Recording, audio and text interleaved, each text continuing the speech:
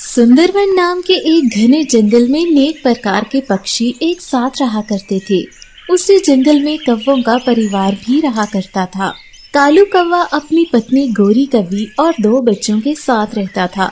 कालू कौवा बहुत ही ज्यादा सुस्त और कामचोर पक्षी था। वे सारा दिन अपने घोंसले में सोया रहता था और रात होते ही अपने आवारा दोस्तों के साथ घूमने चला जाता था। वे अपना सारा समय सोने और घूमने फिरने में गुजार देता था। यहाँ तक कि वे अपने परिवार के लिए दाना भी न ढूंढने जाता।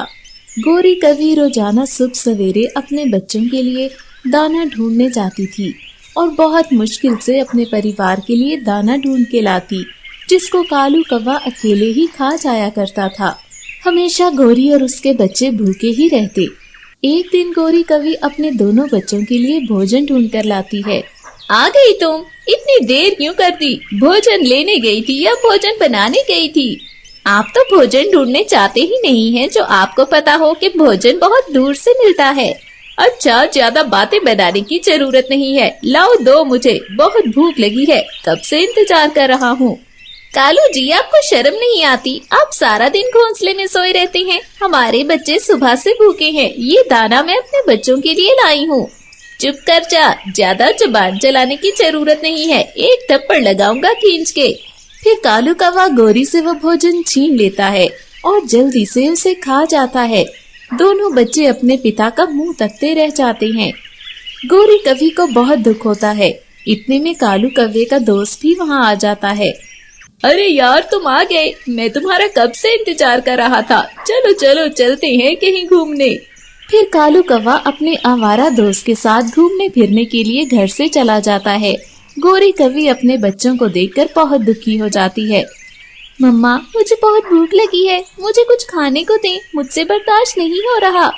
मम्मा, मुझे भी बहुत ज्यादा भूख लगी है, मुझे भी कुछ खाने को चाहिए।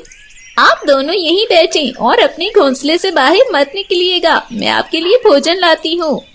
फिर गोरी कौवी घर से निकलती है और सीधा चिड़िया के पास जाती है। टोनी चिड़िया बहुत ही दयालु पक्षी थी और गोरी की बहुत अच्छी सहेली भी थी। अरे गोरी, क्या हुआ? सब खैर तो है ना? चिड़िया, कुछ भी ठीक नहीं है। तुम्हें मैं क्या बताऊं, इतनी मुश्किलों से मुझे कुछ दाना मिला था, वो भी कालू जी खा गए और बच्चे भूखे हैं। मैंने भी कुछ नहीं खाया, परंतु मैं अपने बच्चों को भूखा नहीं देख सकती। आप परेशान न हो गोरी बहन, मैं आपको अभी दाना देती हूँ। फिर टोनी चिड़िया गोरी को काफी सारा दाना दे देती है। आपका बहुत बहुत धन्यवाद चिड़िया बहन, आपने मेरी बहुत मदद की है। धन्यवाद की जरूरत नहीं है गोरी, मैंने तुम्हें बहुत बार समझाया है, कालू को अपने बच्चों का भी ख्याल नहीं है। अच्छा तो ये है कि तुम उसे छोड़ दो और अपने बच्चों को लेकर अपनी माँ के जंगल चली जाओ। कब तक तुम जुल्म बर्दाश्त करती रहोगी? जब तक मेरी जिंदगी है, परंतु मैं अपनी माँ को दुख नहीं दे सकती, वो पहले ही बहुत बीमार है। फिर गोरी कौवी अपने बच्चों के लिए भोजन लेकर घर वापस चली जाती है। कौवी अपने बच्चों को भोजन खिलाती है।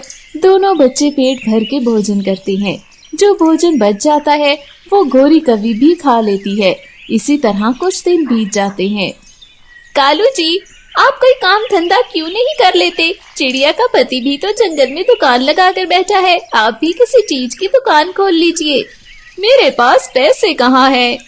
अगर आप चाहें तो किसी से उधार ले सकते हैं, दुकान चल जाने के बाद आप वो पैसे लौटा दीजिएगा। मुझे पैसे कौन देगा भला? टोनी चिड़िया दे सकती है हमें पैसे, मैं उससे बात करूंगी। फिर इस तरह गोरी चिड़िया के घर चली जाती है। अरे गोरी, कैसी हो तुम? चिड़िया, मैं तो ठीक हूँ, आपसे काम के बारे में बात करने आई थी। कैसा काम गोरी? कालू जी जंगल में दुकान लगाना चाहते हैं, परंतु उनके पास पैसे नहीं हैं। अगर आप कुछ पैसे उधार दे देती तो हम जल्द ही आपको चुका देंगे। बड़ी मुश्किलों से मानी है वो काम करने के लिए। गोरी, मैं तुम्हें पैसे तो दे देती हूँ, पर मेरी बात याद रखना कि कालू कौवा कोई काम नहीं करेगा। चिड़िया बहन, मैं जानती हूँ कि कालू कौवा बहुत आलसी है, परंतु मुझे ऐसा लगता है कि वे इस बार काम करेंगे। अगर उनका मन काम में लगने लगेगा तो वो अपने आवारा दोस्तों से दूर हो जाएंगे। मेरी तो दुआ है कि ऐसा ही हो। चलो मैं तुम्हें पैसे दे देती हूँ। फिर टोनी चिड़िया कुछ पैसे गोरी कौवी को दे देती है। गोरी कवि खुशी खुशी वो पैसे लेकर अपने घोंसले में चली जाती है। अरे आ गई तुम गोरी, भोजन ले आई हो ना? भोजन तो मैं ले आई हूँ और साथ में चिड़िया से पैसे भी मांग कर लाई हूँ। आप देर न कीजिए, जल्दी से कोई काम धंधा शुरू कर लीजिए। अरे वाह, तुम पैसे भी ले आई हो, चलो लाओ पैसे दो मुझे। परंतु पहले आप मुझे वचन दें कि आप कोई काम धंधा जरूर करेंगे। अरे हाँ हाँ, काम करूँगा, तुम पैसे दो मुझे, पैसे दोगी तभी तो काम करूँगा ना। फिर कालू कौवा गोरी से पैसे लेकर घर से निकल जाता है और गोरी तो कालू कौवे को देखती रह जाती है। फिर वो अपने बच्चों को भोजन खिलाती है और सो जाती है। दूसरी ओर कालू अपने आवारा दोस्तों के पास चला जाता है। अरे वाह कालू, इतने सारे पैसे कहाँ से आए तुम्हारे पास? कहीं डाका डाला है क्या? अरे डाका नहीं डाला, ये पैसे तो मेरी पत्नी ने मुझे उधार ला के दिए हैं। कहती है कि कोई काम शुरू कर लो। कोई काम? और तुम? ऐसा तो हो ही नहीं सकता कि तुम कोई काम करो। मैं भी तो यही कह रहा था कि मैं कोई काम भला कैसे कर सकता हूँ, कोई काम मेरे लायक बना ही नहीं है। फिर कालू कौवा अपने दोस्त के साथ बाहर घूमने चला जाता है। अब काफी दिन गुजर जाते हैं। गोरी कवि कालू कौवे का इंतजार करती रह जाती है, परंतु कालू घर वापस नहीं आता। एक दिन चिड़िया गोरी के घोंसले में आती है। गोरी बहन, कैसी हैं आप? कैसा चल रहा है आपका कारोबार? फिर गोरी सारी बात चिड़िया को बताती है।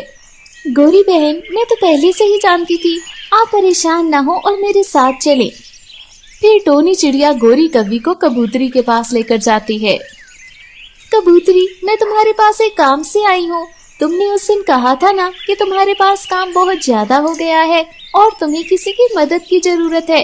गोरी बहुत अच्छे कपड़े सिलाई करती है, तुम चाहो तो इसे नौकरी पर रख सकती हो। चिड़िया बहन, मैं किसी ऐसे ही पक्षी को ढूंढ रही थी। आपका बहुत धन्यवाद, मैं आज से ही गोरी कवि को काम पर रख लेती हूँ। गोरी कवि अब कबूतरी के पास काम करती थी। कबूतरी उसे अच्छे पैसे देती थी। गोरी कवि ने तो अब अपना पक्का घर भी बना लिया था। अब एक दिन कालू कौवा वापस आ जाता है। कालू जब अपने घोंसले में गोरी और अपने बच्चों को नहीं देखता तो सीधा चिड़िया के घर आता है। गोरी, घर चलो, मैं तुम्हें लेने आया हूँ। कालू, अब हमें तुम्हारी कोई जरूरत नहीं है, चले जाओ यहाँ से। गोरी, मुझे माफ कर दो प्लीज।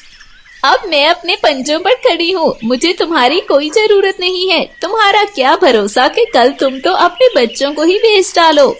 मैं माफी चाहता हूँ गोरी, मुझे अपनी गलती का एहसास हो गया है। मेरे उस दोस्त ने मुझे कहीं का नहीं छोड़ा। उसने मेरे सारे पैसे भी मुझसे छीन लिए थे और मुझ पर चोरी का इल्जाम लगवा दिया था, जिसके कारण मैं काफी समय से जेल में कैद था। फिर किसी पक्षी ने मुझे जेल से बाहर निकलवाया है। मुझे आपकी बात पर बिल्कुल भी भरोसा नहीं है। मैं बिल्कुल सच कह रहा हूँ गोरी, जिस पक्षी ने मेरी मदद की है वो कोई और नहीं, चिड़िया का पति टोना है। तुम उससे सब कुछ पूछ सकती हो।